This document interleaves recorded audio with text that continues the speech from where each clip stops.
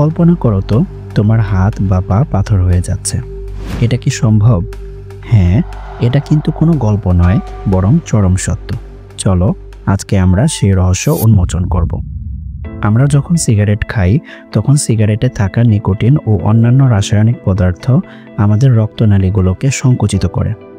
এর ফলে আমাদের দূরবর্তী অঙ্গ যেমন হাত বা পায়ের আঙ্গুলে যে সরু রক্তনালীগুলো থাকে সেগুলো আরও সরু হতে গিয়ে একদম ব্লকড হয়ে যায়।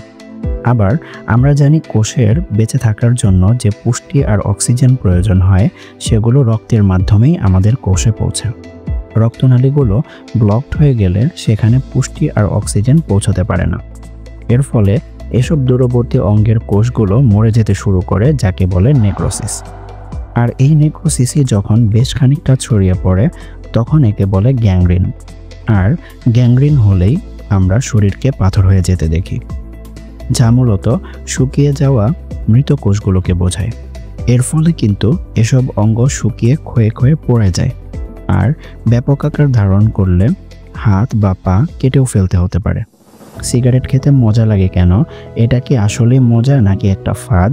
এসব প্রশ্নের উত্তর আর সিগারেট ছাড়ার সবচেয়ে স্মার্ট আর ইন্টারেস্টিং আইডিয়া নিয়ে আমি শীঘ্রই আসছি মেডকোর স্টুডিওতে। তাই ফলো করে সাথেই থাকো।